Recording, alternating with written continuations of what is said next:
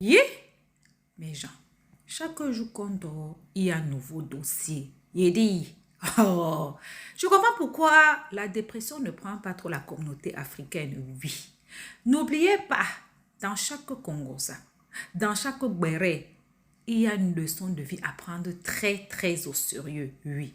Ne regardons pas seulement que c'est la vie des autres. Ne dit-on pas que les erreurs d'autrui doivent nous servir d'exemple.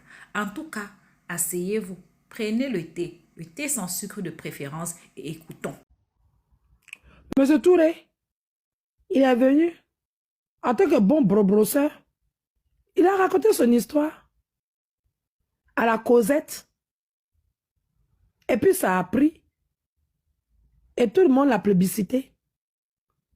Il avait déjà l'opinion publique pour lui. C'est vrai qu'il avait ses preuves. C'est vrai qu'il avait tout. Et ça a marché. En face de lui, il y avait quelqu'un.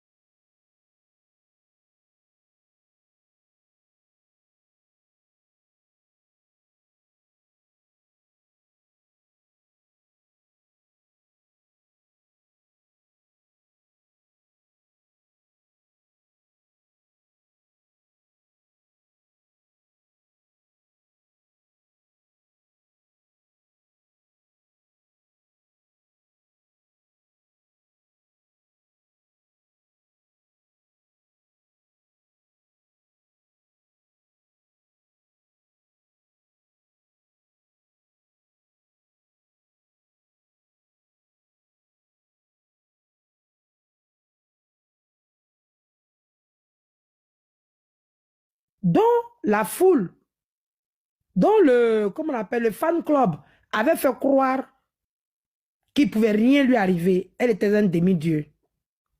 Alors que pour être un demi-dieu, il faut d'abord mourir. Et revenir. On lui a fait croire qu'elle était un demi-dieu. Que rien, ni personne ne pouvait la faire fléchir. Donc, à mon humble avis, l'orgueil s'est invité.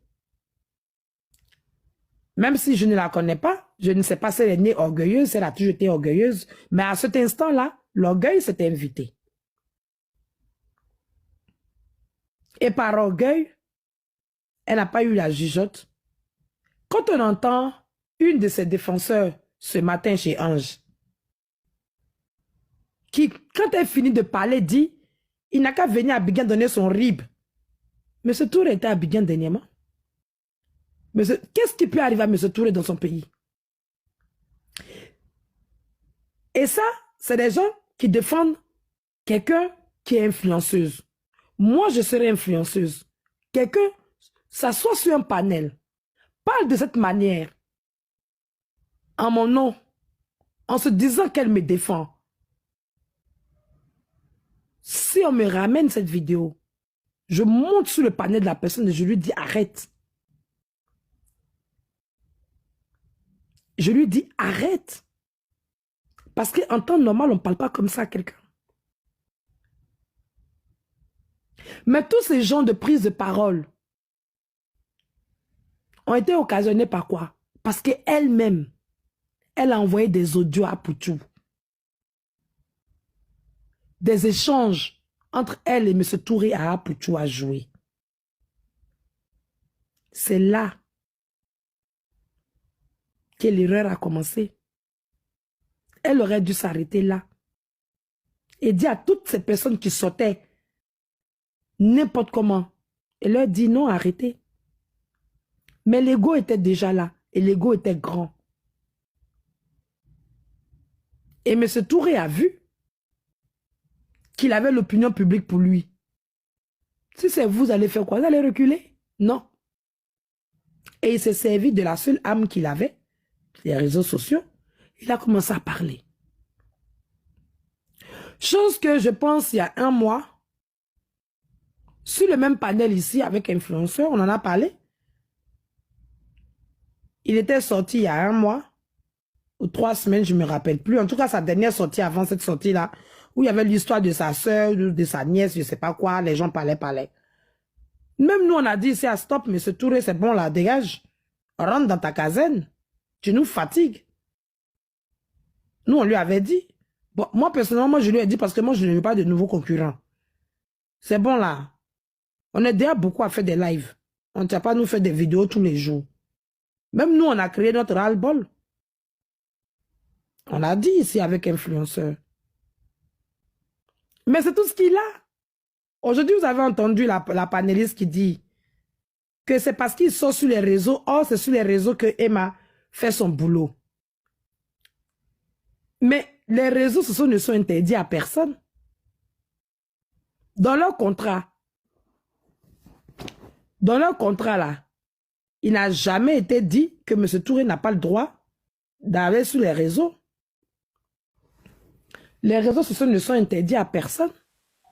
Donc, M. Touré a le droit de venir sur les réseaux, parler de ce qu'il a envie de parler. Il a le droit de venir étaler ses problèmes. Le nombre de personnes sur les réseaux par jour qui viennent raconter leurs problèmes. Et là où je m'inscris en faux, c'est quand on dit oui, c'est parce que c'est Emma Loès. Ça n'a pas été Emma Loès, il ne serait pas sorti. Je dis non. Moi, j'ai connu M. Touré déjà avant. Mais sur les réseaux, M. Touré, je le connaissais déjà, donc il ne faut pas que je vais raconter des bêtises parce que c'est quand même le papa de trucs. Je connais bien déjà M. Touré, mais je l'ai découvert pour la première fois sur les réseaux dans une histoire qu'il ne connaissait pas, Emma Loès.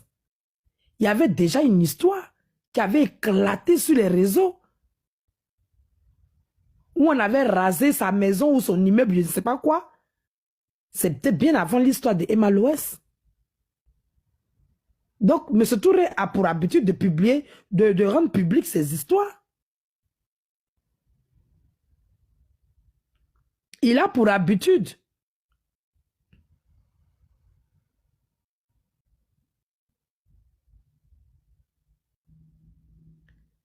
il y a quel modo? Excusez-moi. Castro officiel. Il faut aller sur Locanto.